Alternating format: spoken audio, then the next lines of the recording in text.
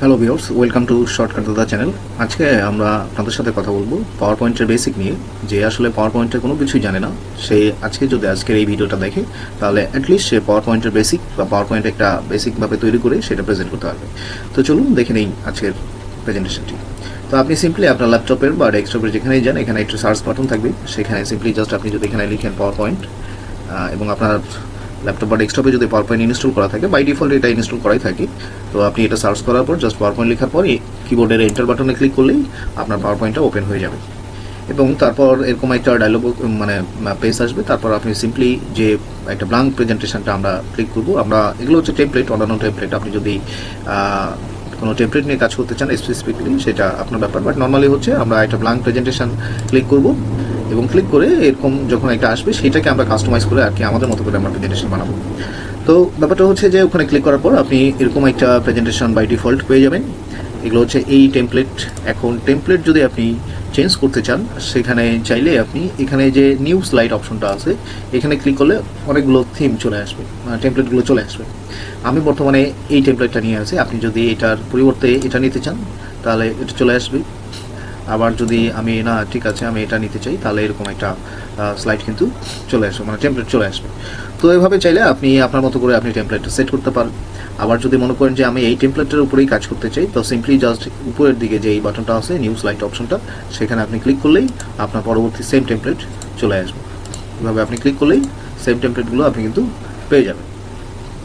তো টেমপ্লেট আসার পর আমরা এখন যদি আমাদের কাজকে করতে চাই, সাপোজ এখানে লেখা আছে ক্লিক টু অ্যাড টাইটেল। আমরা এখানে একটা টাইটেল যদি দিতে চাই, MS power point tutorial. So আমি এখানে একটা টাইটেল দিলাম এবং লেখার পর আপনি এটাকে যখন আপনার মতো করে সাজাবেন, ধরেন এই যে এই কোণার দিকে আপনাকে ধরতে হবে আর কি। এটা আমি যদি কমাইতে চাই, যে আমি এরকম একটা বানালাম, এবং আপনি যদি সরাইতে চান তাহলে এই যে কোনো একটা বর্ডারের মধ্যে ধরতে হবে এবং চার কোণাকার এই অপশনটা আসবে। তারপর আপনি সিম্পলি মাউসটা ধরে আপনি এটাকে মাউসের লেফট বাটনটা ধরে মুভ করাইতে পারবেন। এরকমভাবে আমরা মুভ করাতে পারবো এবং এটাকে আপনি এখন ফন্ট আপনার মতো করে চেঞ্জ করতে পারেন। এটা আমি সিলেক্ট করলাম এবং আমি এটাকে যদি ফন্ট চেঞ্জ করতে চাই, সাপোজ আমি এটা এরিয়াল ব্ল্যাক দিলাম, তো আমাদের ঘরটা শর্ট পড়ছে, তো আমরা কী করবো, আমরা একটু ঘরটা বাড়াই দিলাম। ওকে, তারপর আপনি যদি এটার কালারটা চেঞ্জ করতে চান, এখানে ফন্ট কালার আছে, তো আমরা এই শেপ ফরম্যাট যে অপশন আছে সেই শেপ ফরম্যাটে যাবো এবং এখানে আমি একটা ব্যাকগ্রাউন্ড যদি দিতে চাই, এইটার পাওয়ার পয়েন্টটার ব্যাকগ্রাউন্ড, তো শেপ ফিল নামে একটা অপশন রয়েছে। এখানে জাস্ট আপনি যদি ক্লিক করেন, তো দেখেন আপনার মতো করে কিন্তু আপনি একটা ব্যাকগ্রাউন্ড সেট হতে পারলেন এবং এটাকে আমরা মুভ করে রাখি। ঠিক আছে, তো আমার হেডিংটা তৈরি হয়ে গেল। তারপর আমি যদি এখানে আমার মতো করে লিখতে চাই, তো আপনি আপনার মতো করে এখানে লিখতে পারেন today's topic is PowerPoint presentation. Okay, তো এভাবে লিখে আপনার মতো করে আপনি এখন একটা কাস্টমাইজ করতে পারেন। পরবর্তী লেখা চাইলে আপনি আবার এখানে লিখে সেকেন্ড পয়েন্টে আসতে পারেন, থার্ড পয়েন্টে আসতে পারেন। যেভাবে আসলে আমরা এমএস ওয়ার্ডে কাজ করি ঠিক একইভাবে এখন এগুলোকে আপনি কাজ করতে পারেন। এগুলোকে চাইলে আপনি এখানে যদি আমরা চাই যে আমরা বুলেট বা অন্য কিছু ইউজ করব, তো আপনি সিম্পলি এমএস ওয়ার্ডের মতো করে এখানে গিয়ে আপনার মতো করে আপনি এটা সাজাতে পারেন। এভাবে আপনি বাড়া কমাটাও করতে পারেন। তারপর আপনি যদি চান যে আমি এটা বড় মোডে দেখবো, তাহলে এই যে এখানে দেখবেন যে কয়েকটা ভিউ মোড আছে। হ্যাঁ, ভিউ মোড আছে। তো এখানে যেটা আমরা যে মোডটা আছি সেটা হচ্ছে নর্মাল মোড আছে। তারপর যদি আপনি যান স্লাইড শর্টার মোড আপনি যদি দেখতে চান, তাহলে এটা এরকম শর্টার মোড আসবে। এটা হচ্ছে আপনি অনেকগুলো যখন স্লাইড তৈরি করবেন, তখন সবগুলোকে যখন একসাথে দেখতে যাবেন, তখন এই স্লাইডটার মোডটা ভালো আর কি, এটাকে খুব প্রিসাইসলি দেখা যায়। আচ্ছা, তারপরে রয়েছে এখানে রিডিং ভিউ মুড। তো রিডিং ভিউ মুডে ক্লিক করলে আপনি এটাকে মোটামুটি পড়ার জন্য যে মুডটা দরকার সেটা কিন্তু আমরা পাবো আর কি দেখার জন্য। কিন্তু রিডিং মুডটাও আসলে অ্যাকচুয়ালি আপনি যখন ফাইনালি প্রেজেন্ট করবেন সেটা এই রিডিং মুড দরকার নেই, আরেকটা যে মুড আছে সেটা মুডে আপনি দিবেন।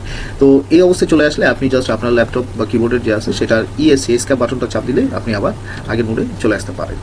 ওকে, তো লাস্টলি যে মুডটা রয়েছে স্লাইড শো ভিউ, মানে যে মুড এই স্লাইড শো মুডের মধ্যেই আমরা হচ্ছি এই স্লাইড শো মুডের মধ্য দিয়ে আমরা আমাদের পিপিটি আসলে পাওয়ার পয়েন্টে প্রেজেন্ট করি। তো আপনি সিম্পলি যখন এটা ক্লিক করবেন, তখন দেখবেন গোটাটাই আপনার স্ক্রিনটা নিয়ে নেয় এবং এটাই সবচেয়ে perfect mood for presenting your topics in the power point power point.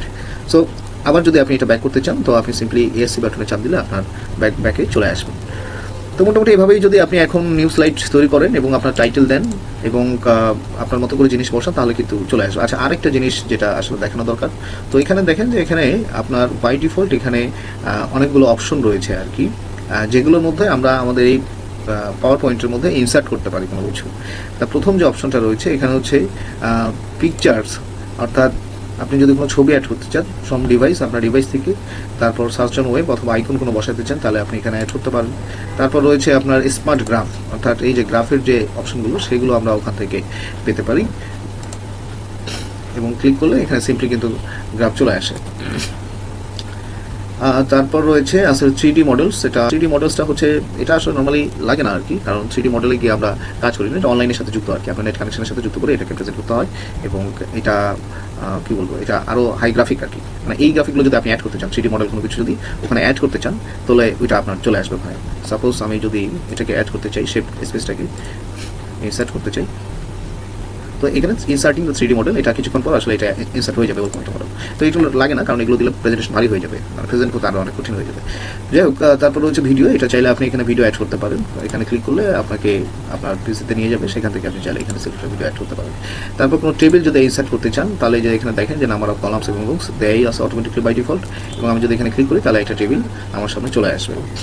এবং পরে রয়েছে গ্রাফ, অর্থাৎ আপনি যদি কোনো ধরনের চার্ট ইউজ করতে চান, তো ওখানে ক্লিক করলে আপনার চার্টটা চলে আসবে। তো নর্মালি আসলে এখান থেকে ক্লিক করা হয় না, যেটা হয় যে এই ইনসার্ট ট্যাবে গিয়ে আপনি এখানে মানে পিকচার্স চাইলে পিকচার্স অ্যাড করতে পারেন, স্ক্রিনশট, ফটো অ্যালবাম, শেপ রয়েছে, আইকন রয়েছে, অনেকগুলো অপশন রয়েছে আসলে ইনসার্ট ট্যাবের মধ্যে। তো সেখান থেকেই কাজ করে কাস্টমাইজ করা হয় নর্মালি। তো এইভাবে চাইলে, আচ্ছা আমি একটা পিকচার অ্যাড করে দেখাই, যেমন এখান থেকে বলছে একটা পিকচার অ্যাড করতে, তো আমি একটা পিকচার অ্যাড করে দেখাই। ওকে, আচ্ছা এটা আইকন আর কি, তো এটাও সমস্যা নেই, আপনি এই আইকনটাও একটা পিকচারের মতো করে যেমন আমরা এখানে অ্যাড করলাম, ঠিক আছে।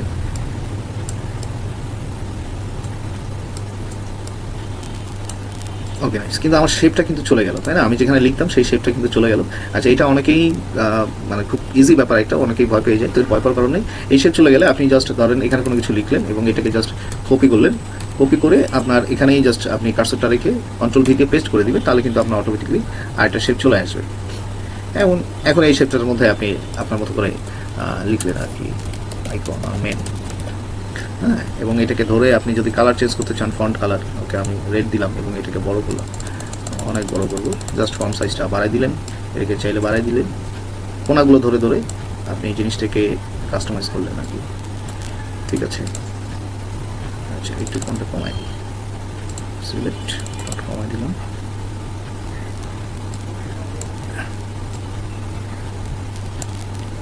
ওকে।